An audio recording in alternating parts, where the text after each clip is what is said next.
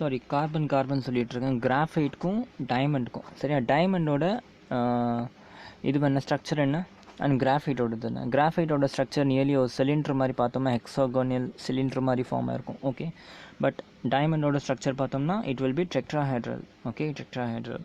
Okay, so இதுதான் இதோட ஸ்ட்ரக்சரும் வேறு. Okay, but we both are made up of what, carbon. சரியா. ஸோ இதுதான் சொல்கிறேன், அலோட்ரோஃபினா same type of atoms but different physical and chemical property இருந்துச்சுன்னா they are known as allotropes. Okay, இது வந்து 2 பாயிண்ட். ஸோ ஃபர்ஸ்ட் பாயிண்ட் வந்து metalloids புரிஞ்சிருக்கும். Second allotropes of carbons வந்து ரொம்ப நல்லா புரிஞ்சிருக்கும்னு நினைக்கிறேன். சரியா. இப்போ தேர்ட் ஃபிசிக்கல் ப்ராப்பர்ட்டி பார்ப்போம். Melting and boiling point. Okay, melting and boiling point எப்படி ஆகணும், நான் லாஸ்ட் கிளாஸே சொல்லியிருக்கேன். Okay, as we move from top to bottom நம்ம melting and boiling point will be changing. எப்படி இருக்கும்னா from melting point and boiling point increase with increase in atomic radius. That's the reason. Okay, top to bottom நம்ம atomic radius என்ன ஆகும், atomic radius will be increasing. ஆக்சிஜனுக்கு இருக்க atomic radius கண்டிப்பாக பொலோனியமுக்கு இருக்காது. சரியா, already பார்த்தோம். ஆக்சிஜனோட ஆட்டம் வந்து ரொம்ப சின்னதாக இருக்கும், பொலோனியமோட ஆட்டம் வந்து ரொம்ப பெருசாக இருக்கும். And also the shells R increasing. Okay, shells R increasing and அதனால தான் உங்களோட ஆட்டமும் பெருசாக தெரியுது. கரெக்டாக. So as the shells R increasing, as the atomic radius R increasing and naturally it will become harder. Okay, for taking out the element. அதாவது நம்ம boil பண்ணுறதுக்கும் மெல்ட்டிங் பண்ணுறதுக்கும் நிறைய எனர்ஜி கொடுக்குற மாதிரி இருக்கும். Okay, the amount of energy we need to supply will become higher. Okay, அதனால தான் உங்கள் melting point and boiling point increase with increasing atomic radius. கரெக்டாக. இன்னும் கொஞ்சம் கிளியராக சொல்கிறோம்னா, ஃபர்ஸ்ட் ஆஃப் ஆல் இப்படி யோசிங்க, அட்டாமிக் சைஸ் பெருசாகிறதுனால என்ன ஆகும், surface area will be increasing. am I right? Atomic size பெருசுனா பெருசாக தெரியும், ஆட்டம் பெருசாக தெரியும், அப்போ surface area will be increasing. Surface area increase ஆச்சுன்னா வென்டர் வால் ஃபோர்ஸும் இன்க்ரீஸ் ஆகும். Acceptable or not? டெஃபினெட்லி. கரெக்டாக. சர்ஃபேஸ் பெருசாக ஆயிடுச்சுன்னா, இப்போ இது ஒரு மாலிக்யூல், சரி, இது ஒரு பெரிய மாலிக்யூல், இந்த இடத்துல சுற்றி இதுக்கு ஆட்டம்ஸ் இருக்குது. கரெக்டாக. ஸோ வென்டர் வால் ஃபோர்ஸ்னால இந்த ஆட்டம்ஸ் தான் வந்து என்ன இருக்க போகுது, ஜாயின் ஆகிருக்க போகுது. ஸோ சர்ஃபேஸ் இன்க்ரீஸ் ஆச்சுனாக்கா நிறைய மாலிக்யூல்ஸ் இன்க்ரீஸ் ஆகுமா, ஸோ நிறைய வென்டர் வால்ஸ் ஃபோர்ஸ் வந்து ஜாயின் பண்ண ஆரம்பிக்கும். So as surface increases van der Waals force increases and van der Waals ஃபோர்ஸை ரிமூவ் பண்ணுறதுக்கு நமக்கு என்ன வரும், அதுக்கேற்ற மாதிரி ஈக்குவல் எனர்ஜி வரும். ஸோ வென்டர் வால் ஃபோர்ஸ் அதிகமாகிடுச்சுனாக்கா அதிகமான எனர்ஜி நம்ம கொடுக்குற மாதிரி இருக்கும். கரெக்டாக. ஸோ அதனால தான் melting and boiling point is increasing as the radius of the atom is increasing. Okay, இது வந்து தேர்ட் பாயிண்ட். நெக்ஸ்ட் ஆக்சிஜன் அடுத்த பாயிண்ட்டு. ஆக்சுவலி இது வந்து அடுத்த பாயிண்ட்டு சொல்ல முடியாது, இதோட எக்ஸப்ஷன். சரியா, என்னன்னாக்கா oxygen has exceptionally low melting and boiling point. Okay, but sulphur don't have. என்ன சொல்ல வரேன்னா, டிஃபால்ட் என்ன பார்த்தோம், from top to bottom melting point and boiling point will be increasing பார்த்தோம். கரெக்டாக. ஆனால் என்ன பிரச்சனைனா டெஃபினெட்லி இன்க்ரீஸிங் தான், no other change in that. Okay, ஆக்சிஜனுக்கும் சல்ஃபருக்கும் ரொம்ப ரொம்ப ரொம்ப கம்மியான melting point and boiling point தான். சரியா, ரொம்ப சீக்கிரமாகவே எனர்ஜி கொடுத்து நீங்கள் என்ன பண்ணிடலாம், இதை வந்து நீங்கள் எலக்ட்ரான்ஸை ரிமூவ் பண்ணிடலாம். சரியா, அதாவது melting point and boiling point is very very lesser as compared to selenium, tellurium and polonium. டெஃபினெட்லாக இன்க்ரீஸ் ஆகிட்டு தான் இருக்குது. ஆக்சிஜனோட சல்ஃபருக்கு மெல்ட்டிங் பாயிண்ட் அதிகம். ஓகே, அண்ட் சல்ஃபரோட செலீனியமுக்கு மெல்ட்டிங் பாயிண்ட் அதிகம். டெஃபினட்டாக மெல்ட்டிங் பாயிண்ட் அதிகமாகிட்டு தான் இருக்குது. ஓகே, பட் டிஃப்ரென்ஸ்னு ஒரு விஷயம் இருக்குல்ல, இதுக்கும் இருக்க டிஃப்ரென்ஸ் வந்து ரொம்ப ரொம்ப ரொம்ப ரொம்ப கம்மியாக இருக்குது. ரொம்ப லோ மெல்ட்டிங் பாயிண்ட்டு. ஆனால் இதுக்கும் வந்து melting point will B drastically increase ஆகுது. கரெக்டாக. ஒரு யூனிஃபார்மாக இன்க்ரீஸ் ஆகாது, டிராஸ்டிக் சேஞ்சாக இருக்குது. ஓகே, ஸோ அது எதனால் அப்படின்னாக்கா, நான் ஆல்ரெடி சொன்ன விஷயத்தினால தான். என்னன்னாக்கா ஆக்சிஜன் ஜென்ரலாக எத்தனை ஃபார்மில் கிடைக்கும், ஒன்று O2வில் கிடைக்கும், இல்லை மிஞ்சி போனால் O3யில் கிடைக்கும். am I right? மேக்ஸிமம் டயாட்டமிக் ஃபார்மில் தான் இருக்கும் ஆக்சிஜன். கரெக்டாக. ஸோ டயாட்டமிக் ஃபார்மில் இருக்கனால இதோட மெல்ட்டிங் பாயிண்ட் வந்து ரொம்ப கம்மி, நம்ம ஈஸியாக வந்து ரிமூவ் பண்ணிடலாம். ஓகே, பட் ஆனால் செலீனியம், ஓகே, இதெல்லாம் எடுத்துக்கோங்க, சல்ஃபர் எடுத்துக்கோங்க. ஓகே, சல்ஃபர் கூட எடுத்துக்கோங்க. சல்ஃபர் கூட நம்ம ரொம்ப கம்மின்னு சொல்ல முடியாது, ஏன்னா சல்ஃபர் வந்து ஒரு பாலிஅட்டாமிக் மாலிகுல். am I right வரும். சல்ஃபர் வந்து S2லேயும் நீங்கள் பார்த்துருக்கீங்க, S3லேயும் பார்த்துருக்கீங்க, S6லேயும் பார்த்துருக்கீங்க. ஓகே, S8ல் இருக்குது முக்கியமாக. ஓகே, என்னாச்சு, இது வந்து பாலிஅட்டாமிக் மாலிகுல்ஸ். ஓகே, ஸோ பாலிஅட்டாமிக் மாலிகுல்ஸ் என்ன அர்த்தம், they can have accommodate more number of atoms. Okay, so அப்போ இதுக்கு மெல்ட்டிங் பாயிண்ட் வந்து பாய்லிங் பாயிண்ட் கண்டிப்பாக அதிகமாக தான் இருக்கும். ஓகே, பட் ஆனால் ஆக்சிஜனுக்கு மட்டும் மெல்ட்டிங் பாயிண்ட் வந்து கம்மியாக இருக்கும், because it is a diatomic molecule.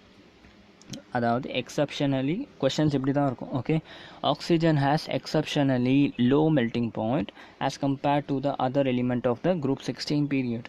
Okay, as compared to the other element of group 16 period explain அப்படின்ட்டு கொஷின் கேட்டுருவாங்க. சரியா, அப்போ நம்ம என்ன எழுதணும்?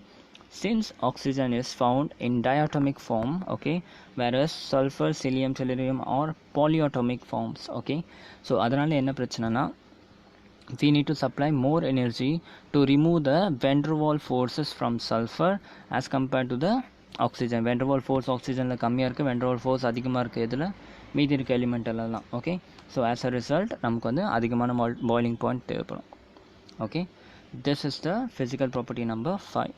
Okay, I think physical property part over. Okay, இதுதான் வந்து ஃபிசிக்கல் ப்ராப்பர்ட்டி. என்னென்ன பார்த்தோன்னா, மெட்டல்ஸ் அண்ட் நான் மெட்டல் பார்த்தோம், அலோட்ரோபிக் ஃபார்ம் பற்றி பார்த்தோம், மெல்ட்டிங் அண்ட் பாய்லிங் பாயிண்ட் பற்றி பார்த்துருக்கோம். சரியா, ப்ராப்பராக நோட்ஸ் எடுத்துகிட்டே வாங்க. அடுத்து வந்து கெமிக்கல் ப்ராப்பர்ட்டிஸ். ஓகே, கெமிக்கல் ப்ராப்பர்ட்டிஸை ஃபஸ்ட்டு நம்ம ஆக்சிடேஷன் ஸ்டேட்டை பற்றி பார்ப்போம். ரொம்ப ரொம்ப இம்பார்ட்டன்ட், ஜஸ்ட் கவனிங்க. ஓகே, அவ்வளோ சீக்கிரத்தில் புரியாது, கொஞ்சம் நல்லா கவனிங்க. கெமிக்கல் ப்ராப்பர்ட்டிஸில் ஃபர்ஸ்ட் வந்து ஆக்சிடேஷன் ஸ்டேட் பற்றி பார்ப்போம். சரியா, ஆக்சிடேஷன் ஸ்டேட்னா என்ன? ஆல்ரெடி என்னோடய கிளாஸஸ்லாம் கவனிச்சிருந்திங்கன்னா தெரியும்.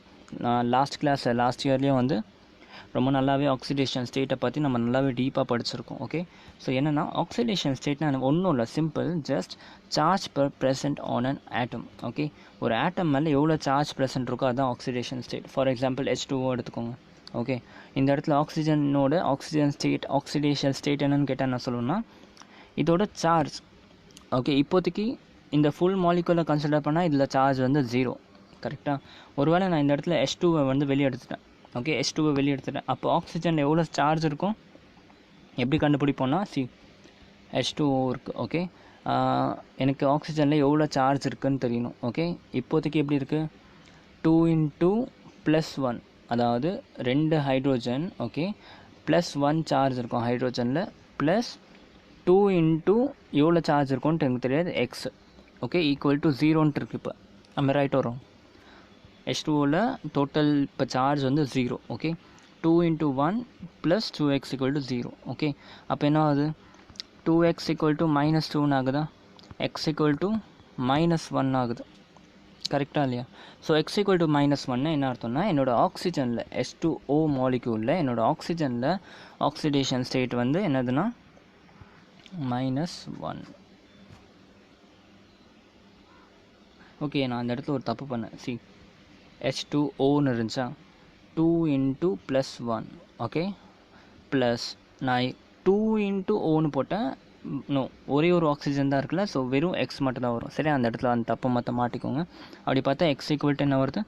-2 வருது. அப்போ என்ன அர்த்தம்னா, H2Oவில் ஆக்சிஜனோட ஆக்சிடேஷன் ஸ்டேட் வந்து -2. சரியா, ஸோ அப்போ என்ன அர்த்தம்னா, -2 2 எலக்ட்ரான் வந்து ஆக்சிஜன் வந்து வாங்கிக்கலாம், அதுதான் அர்த்தம் ஆக்சிடேஷன் ஸ்டேட்டுக்கு. ஓகே, ஸோ ஆக்சிடேஷன் ஸ்டேட்டுன்னு பார்த்தோம்னாக்கா, இந்த ஆக்சிஜன் ஃபேமிலியில் oxygen, sulphur, selenium, tellurium, polonium. Okay, எல்லாத்துக்கும் வந்து -2 வந்து காமனாக இருக்கும். ஓகே, ஸோ இப்படி பார்க்க வேணாம். சரியா, just forget about this thing. Okay, இப்போதைக்கு வந்து இது எல்லாத்தையும் மறந்துடுங்க. ஆக்சிஜன் மட்டும் பாருங்கள். ஆக்சிஜனுக்கு ஆக்சிடேஷன் ஸ்டேட் வந்து என்னென்னலாம் இருக்கலாம்னா, -2, -1, +1, +2, -2. These are all the possible oxidation state of oxygen atom. Okay, -2, -1, +1, +2 and -2. Okay, இதில் among them okay, -2 is the most common oxidation state of oxygen. Okay, majority ஆன கேஸில் உங்களுக்கு ஆக்சிஜனோட ஆக்சிடேஷன் ஸ்டேட் வந்து -2 தான் இருக்கும். சரியா, now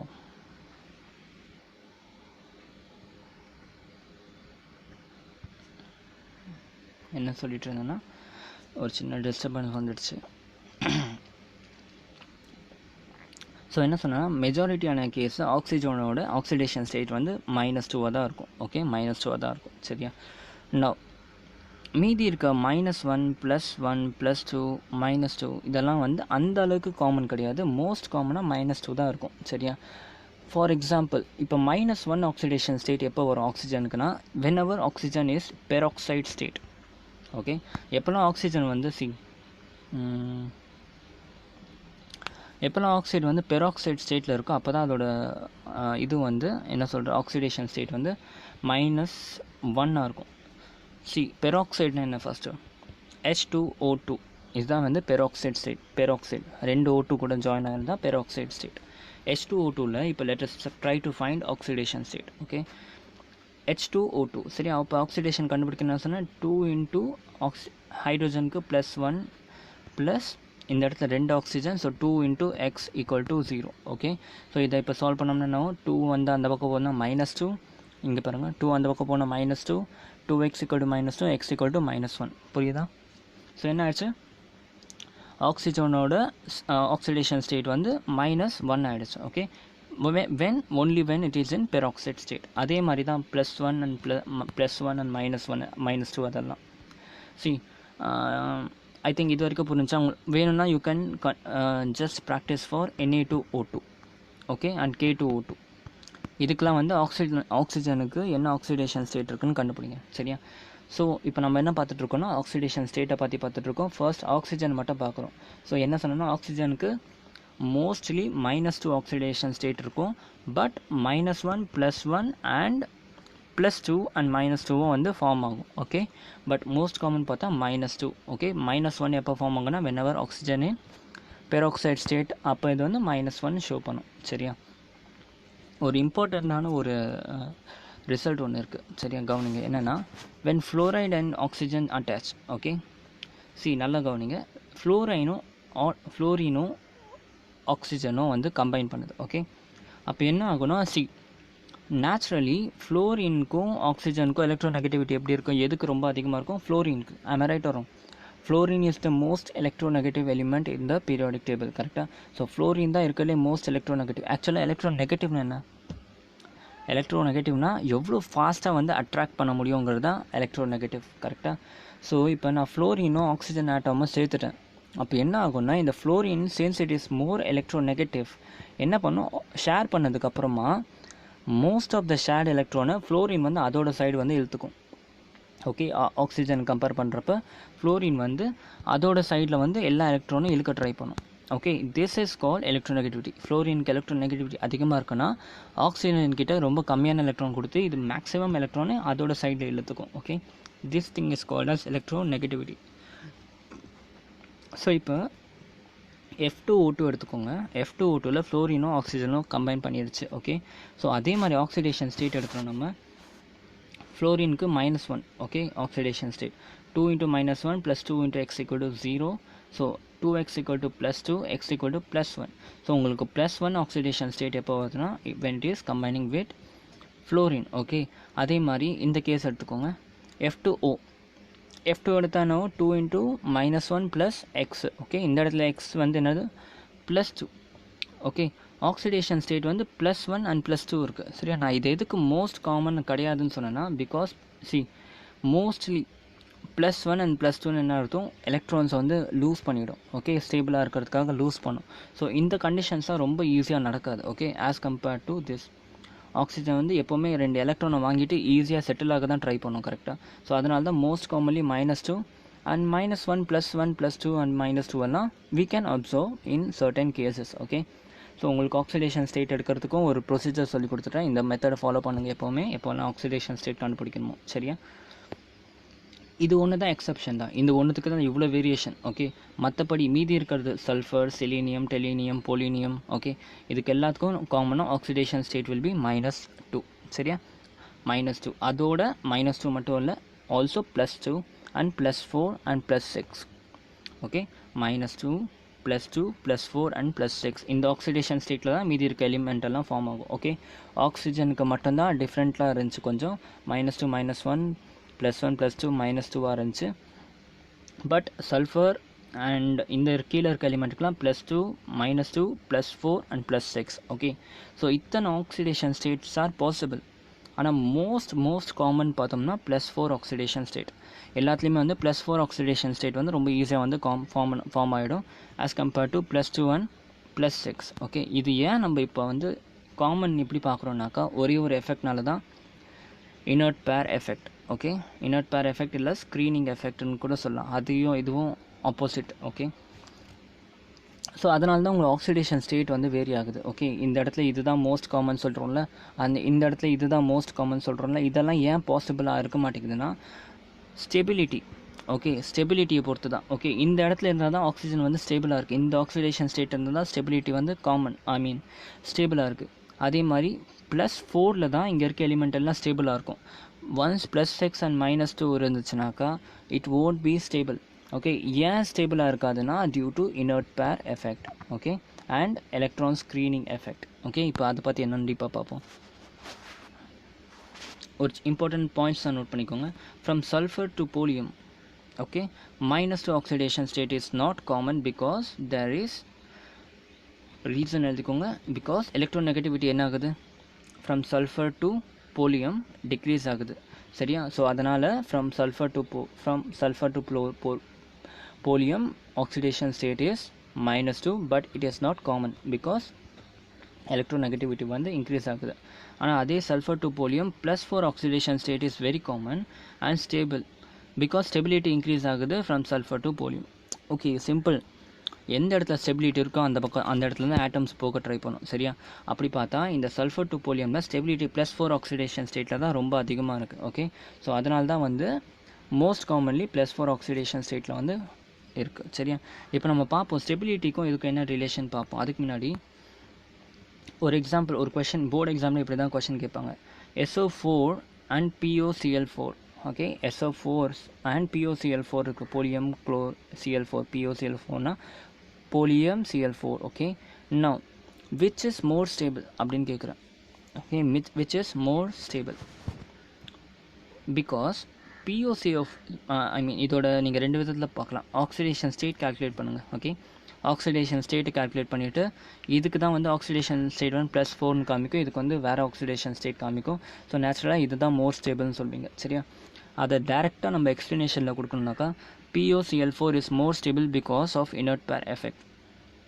okay, because of inert pair effect. இப்போ inert pair எஃபெக்ட்னா என்னன்ட்டு சின்னதாக ஷார்ட்டாக சொல்லி முடிச்சிடுறேன். அதுக்கு முன்னாடி +6 oxidation stable +6 oxidation state is less stability, causes less stability from sulfur to polium. கரெக்டாக? ஸோ +6 ஆக்சிடேஷன் ஸ்டெபிலிட்டி வந்துச்சா என்ன அர்த்தம், அதோட ஸ்டெபிலிட்டி கம்மியாக இருக்கும். +6 ஆக்சிடேஷன் ஸ்டேட்டில் ஸ்டெபிலிட்டி கம்மி, அதனால் it is more stable. Okay, POCl4. இன்னொரு எஃபெக்ட் வந்து இனர்ட் பேர் எஃபெக்ட். ஓகே, அது என்னென்னு இப்போ டீப்பாக பார்ப்போம், ஒன்றும் பிரச்சனை இல்லை. சரியா? அடுத்து இன்னொரு எக்ஸாம்பிள் பாருங்கள். Selenium Fa6 selenium F6 and polonium F6. Okay, இது ரெண்டுத்தையும் பாருங்கள். இதில் எது மோர் ஸ்டேபிள்னு பார்த்தோம்னாக்கா எதுனாக்கா செலினியம் F6 தான். ஏன்? Because of the same condition, inert pair effect. Okay, அதோடு உங்களோட ஆக்சிடேஷன் நம்பரும் செக் பண்ணி பார்த்துக்கோங்க. ஓகே, ஆக்சிடேஷன் நம்பர் செக் பண்ணி பார்த்துட்டு இனர்ட் பேர் எஃபெக்டை வச்சுட்டு நீங்கள் ஈஸியாக சொல்லிடலாம். சரியா? சிம்பிளாக சொல்லணும்னாக்கா இப்போ இந்த இடத்துல பாருங்கள், as we go down the group, okay, as we go down the group நமக்கு என்ன ஆகும், ஸ்டெபிலிட்டி இன்க்ரீஸ் ஆகும். சரியா? அண்ட் அதே மாதிரி +4 ஆக்சிடேஷன் ஸ்டேட்டில் இருக்கும்போது ஓகே நம்ம டவுன் த குரூப் போனோம்னாக்கா ஸ்டெபிலிட்டி வில் பி ஹையர். சல்ஃபரோட stability will be lesser as compared to polonium in +4 oxidation state. Okay, அதுவே நான் வந்து +6 ஆக்சிடேஷன் ஸ்டேட் வந்துட்டேனாக்கா ஸ்டெபிலிட்டி குறைய ஆரம்பிச்சிடும்.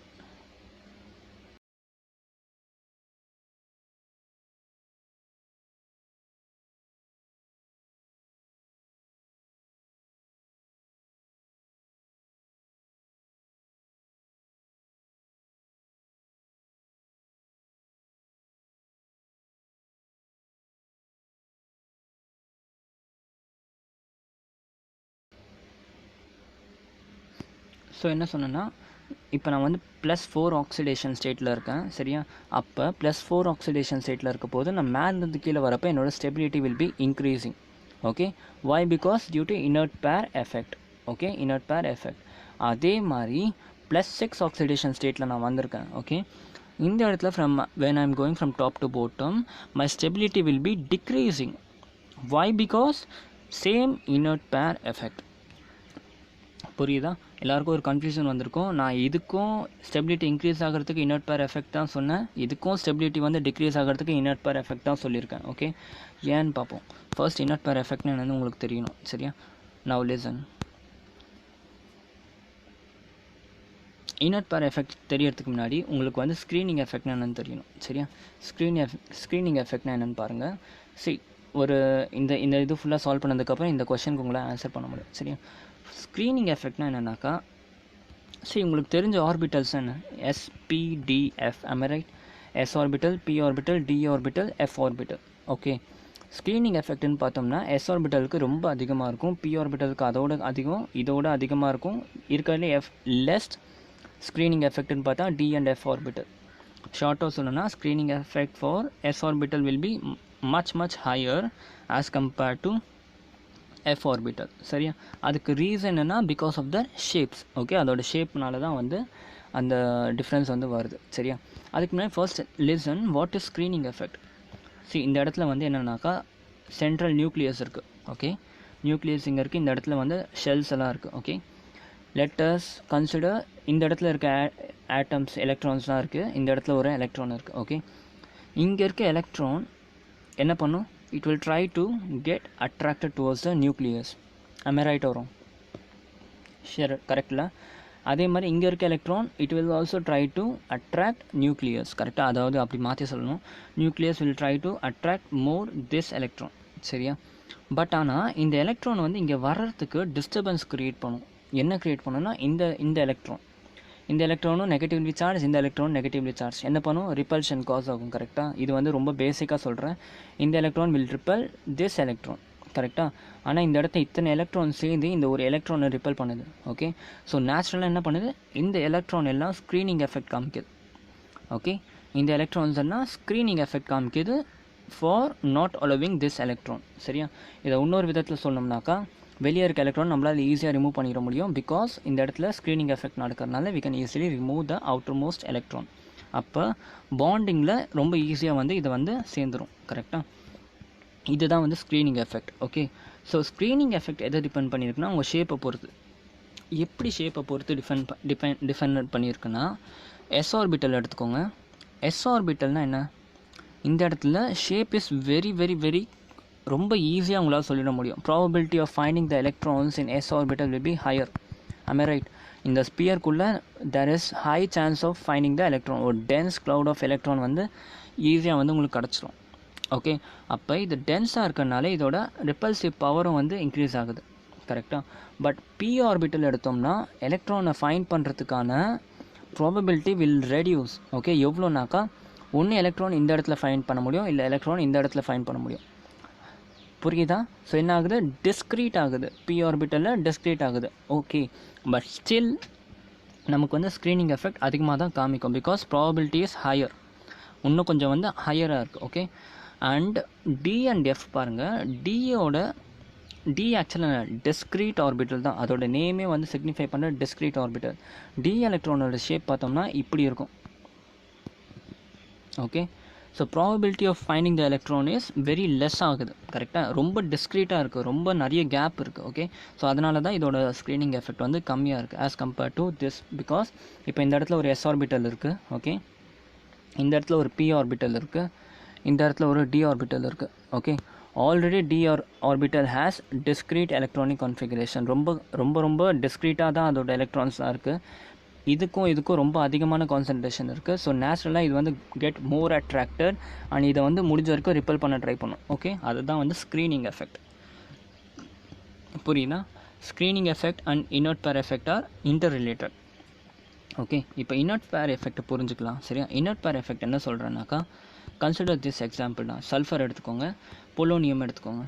சல்ஃபரோட எலக்ட்ரானிக் கான்ஃபிகரேஷன், பொலோனியமோட electronic configuration neon 3s2 3p4. Okay, and இதுக்கு xenon 6s2 4f 5d and 6p. நல்லா கவனிங்க. இந்த இடத்துல எதுக்கு வந்து FD எல்லாம் நடுவில் வருது, F and D எதுக்கு வருது? Because of Pauli's principle. சரியா? ஆஃப் பவ் பிரின்சிபல்னால ஷேரிங் வந்து மாறப்போகுது. சரியா? நான் என்ன பண்ணுறேன்னா, இதுக்கு வந்து பிளாக் டயக்ராம் போடுறேன். 3s 3p and 3d. Okay, நான் எலக்ட்ரானை ஃபில் பண்ண ஷேர் பண்ணுறேன். இந்த இடத்துல எத்தனை எலக்ட்ரான்ஸ் இருக்குது? 1 2 3 4 6 இருக்குது. ஸோ 1 2 3 4 5 6 எலக்ட்ரான்ஸாக ஃபில் பண்ணிட்டேன். சிமிலர்லி நான் என்ன பண்ணிட்டேன்னா இந்த இடத்துல பொலோனியமுக்கும் வந்து எலக்ட்ரானிக் கான்ஃபிகரேஷன் போடுறேன். 6s 4f 5d 6p and 6d. Okay, so எல்லாத்துக்கும் உள்ள நான் எலக்ட்ரான்ஸ் வந்து ஃபில் பண்ணிட்டேன். 1 2 3 4 5 6 7 8 9 10 ஃபில் பண்ணிட்டேன். இந்த இடத்துல எத்தனை ஹாஃப் ஃபீல்ட் ஆர்பிட்டல் இருக்குது? இதுக்கு there are 2 half filled orbital. இந்த இடத்துல எத்தனை இருக்குது? 2 ஹாஃப் ஃபீல்ட் ஆர்பிட்டல். சரியா? இப்போ நான் என்ன பண்ண போகிறேன்னா எனர்ஜி கொடுக்க போகிறேன். ஓகே, நான் இந்த ஆட்டம்க்கு எனர்ஜி கொடுக்க போகிறேன்.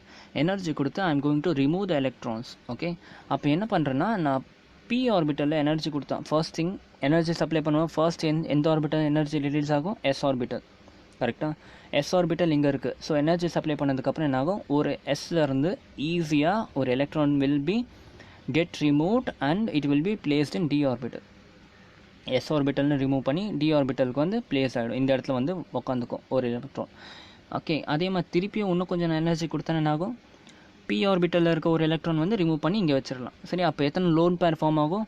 1 2 3 4 5 6 6 லோன் பேர்ஸ் வந்து ஃபார்ம் ஆகும். ஓகே, இப்போ எத்தனை லோன் பேர் இருக்குது? ரிமூவ் பண்ணுறதுக்கு முன்னாடி 2 லோன் பேர் இருக்குது. பட் எனர்ஜி கொடுத்தனா என்னால் ஈஸியாக டி ஆர்பிட்டலில் 2 லோன் பேர் கொண்டு வந்துட முடியும். So naturally it will become எல்லாமே வந்து லோன் பேர் மாறுது. சரியா? அதே கேஸ் ஸோ இப்போ இந்த இடத்துல வந்து ஆக்சிடேஷன் ஸ்டேட், இப்போதைக்கு இந்த இடத்துல ஆக்சிடேஷன் ஸ்டேட் என்னது? +2. கரெக்டாக? Oxidation state is +2. அதே மாதிரி இப்போ நான் வந்து இதை எக்ஸைட் பண்ணிட்டேன். ஓகே, ஒரு வாட்டி வந்து நான் கொஞ்சம் அயனைசேஷன் கொடுத்தா எனர்ஜி கொடுத்தா என்ன ஆகும்? இன்னும் ஒரு எலக்ட்ரான் இங்கே போகும். அப்போ oxidation state will become +4 and again நான் திருப்பி கொடுத்தா +6. ஓகே, ஆக்சிடேஷன் ஸ்டேட் இப்படி தான் இன்க்ரீஸ் ஆகிட்டு இருக்கு. ஓகே, அதே மாதிரி இப்போ இங்கே பாருங்கள், இந்த இதுக்கு 2 லோன் பேர். இப்போதைக்கு இதோட ஆக்சிடேஷன் ஸ்டேட் இஸ் +2. ஓகே, நான் இப்போ எனர்ஜி கொடுக்குறேன். எனர்ஜி கொடுத்தா ஃபர்ஸ்ட் எங்கேருந்து எலக்ட்ரான் வரும்? 6sலேருந்து 6dக்கு எலக்ட்ரான் ஜம்ப் பண்ணுமா? முடியாது. ஃபஸ்ட் என்ன ஆகும்? 6pலேருந்து 6dக்கு ஜம்ப் பண்ணும். கரெக்டாக இல்லையா? பிகாஸ் இங்கேருந்து இங்கே ஜம்ப் பண்ணுறது ஈஸி. பி ஆர்பிட்டல்லேருந்து டி ஆர்பிட்டலுக்கு ஜம்ப் பண்ணுறது ஈஸி. கரெக்டாக? எஸ் ஆர்பிட்டல்லேருந்து டி ஆர்பிட்டலில் ஜம்ப் பண்ணுறது இஸ் நாட் ஈஸி. சரியா? ஏன்னா because of repulsive power. Okay, இப்போ என்ன பண்ணுறேன், இது உங்களுக்கு மேபி இந்த பாயிண்டில் புரிஞ்சிருக்காது. ஜஸ்ட் ஜூம் இன் பண்ணுங்கள். இதை எலக்ட்ரான்ஸை பார்ப்போம் இப்போ. ஓகே, ஷெல்ஸை பார்ப்போம், அப்போ புரிஞ்சிடும். சி, ஃபர்ஸ்ட் எது ஃபில் ஆகும்? 4f, அப்புறம் 5d 6s 6d. இப்படி தானே எலக்ட்ரானோட ஷெல்ஸ்லாம் இருக்க போகுது. கரெக்டாக? இப்போ என்ன பண்ணுறேன்னா சி, என்னோடய பி ஆர்பிட்டல் இங்கே இருக்குது, என்னோடய டி ஆர்பிட்டல் இங்கே இருக்குது. பி ஆர்பிட்டல் எங்கே இருக்குது? It is somewhere here and D orbital இங்கே இருக்குது. சரி, அதுக்கு முன்னாடி நல்லா கவனிங்க, இந்த இடத்துல பி ஆர்பிட்டல் இருக்குது. கரெக்டாக? நவ் இப்போ எனக்கு இந்த டி ஆர்பிட்டல்லேருந்து ஃபஸ்ட்டு டி ஆர்பிட்டல் கான்செப்ட் வந்துடுவோம்.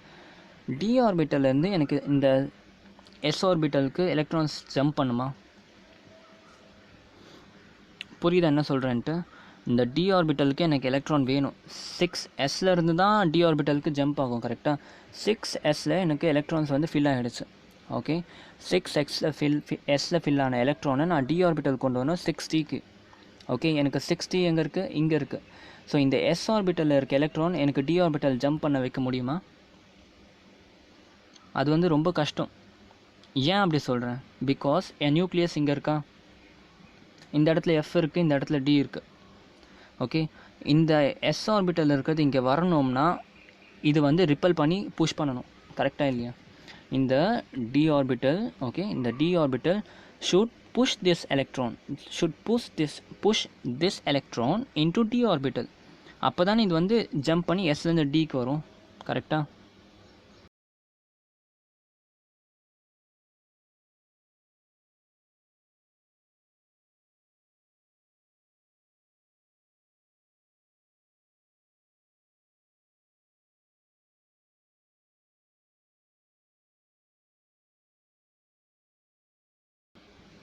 am I right or wrong? நான் என்ன சொன்னேன்? 6sலேருந்து எனக்கு வந்து 6dக்கு எலக்ட்ரான் புஷ் பண்ணி வேணும்னு சொன்னேன். கரெக்டாக? ஆனால் அது வந்து நடக்காதுன்னு சொன்னேன். பிகாஸ் ஆஃப் ரிப்பல்ஷன் சொன்னேன். கரெக்டாக? இந்த இடத்துல நான் டயக்ராம் போட்டாச்சு உங்களுக்கு. எனக்கு 6s 6d இங்கே தான் இருக்குது, ரொம்ப பக்கத்து தான் இருக்குது. ஆனால் எனக்கு வந்து இது ஏன் இந்த ஆர்பிட்டில் வர மாட்டேங்குதுன்னா அதுக்கு சஃபிஷியன்ட் பவர் கிடைக்க மாட்டேங்குது. சஃபிஷியன்ட் ரிப்பல்சிவ் பவர் கிடைக்க மாட்டேங்குது to jump from here. Why? Because இந்த இடத்துல எனக்கு the F and D orbital இருக்குது. நான் என்ன சொன்னேன்? F and D ஆர்பிட்டலுக்கு screening effect will be very very very lesser. Okay, அப்போ என்ன ஆகும்னா இந்த இடத்துல நியூக்ளியஸ் இங்கே இருக்குன்னா இது வந்து ஈஸியாக என்ன ஆக போகுது, உள்ளே போயிட போகுது. நியூக்ளியஸ் வந்து அட்ராக்ட் பண்ணும். ஓகே, பட் இது என்ன பண்ண போகுது, இதுக்கு சஃபிஷியண்ட்டாக வந்து ரிப்பல்ஷன் கொடுக்காது. ஓகே, சஃபிஷியண்ட்டாக ரிப்பல்ஷன் கொடுக்காதனால இந்த எலக்ட்ரான் வந்து இங்கே மூவ் பண்ணாது அவ்வளோ சீக்கிரத்தில். ஓகே, அதனால தான் வந்து நீங்கள் ஆக்சிடேஷன் கொடுக்கும்போது +4 காமன் சொன்னேன்னா, ஏன் காமன்னா பி ஆர்பிட்டல்லேருந்து டி ஆர்பிட்டலுக்கு ஈஸியாக வந்துடும். பி ஆர்பிட்டல்லேருந்து 6Pலேருந்து 6Dக்கு ஈஸியாக வந்துடும். ஏன்? பி இங்கே இருக்குது, 6P இங்கே இருக்குது, 6D இருக்குது. சரியா? ஃபஸ்ட்டு என்ன ஆகுது, இந்த இடத்துல இன்னொரு ஆர்பிட்டல் வரும், பின்றது வரும். சரியா? பி ஆர்பிட்டல்னு டி ஆர்பிட்டலுக்கு ஈஸியாக நமக்கு ஷிஃப்ட் ஆகிடும். பட் ஆனால் என்ன சொன்னேன், ஏன்னா பியில் வந்து பவர் அதிகமாக இருக்குது. கரெக்டாக பவர் அதிகமாக இருக்கனால it will get easily exciting the electron. So அதனால தான் +4 ஆக்சிடேஷன் ரொம்ப காமன். +6 வர்றதுக்கு ரொம்ப வந்து ஸ்ட்ரகிள் பண்ண வேண்டியதாக இருக்கும். அதனால தான் வந்து இது இஸ் நாட் காமன். சரியா? இதுதான் வந்து அந்த பாயிண்ட். ஐ ஹோப் உங்களுக்கு புரிஞ்சிருக்கும்னு நினைக்கிறேன். 6s want participate in bonding. 6s வந்து பாண்டிங்லேயே பார்ட்டிசிபேட் பண்ணாது. அதனால் இது வந்து இட் வில் ஷோ இன்னர் பேர் எஃபெக்ட். புரியுதா? இன்னர் பேர் எஃபெக்ட் புரிஞ்சு என்னன்ட்டு சிம்பிள். இதுக்கு நடுவில் இருக்க எலக்ட்ரான்ஸ் வந்து மேலே வந்து அட்ராக்ட் பண்ணும். ஓகே, ஆனால் அதுக்கு பக்கத்தில் இருக்க எலக்ட்ரானை அட்ராக்ட் பண்ண முடியலன்னா we call it as screening effect. Okay, so இதுதான் வந்து properties, chemical properties. Okay, with this chemical ப்ராப்பர்ட்டிஸும் உங்களுக்கு முடியுது. ஓகே, அடுத்து வந்து கொஞ்சம் எக்ஸப்ஷனல் கேஸாக இருக்குது, அதெல்லாம் பார்த்தோம்னா it will get completed. Okay, இன்றைக்கி இது போதும். Thank you so much.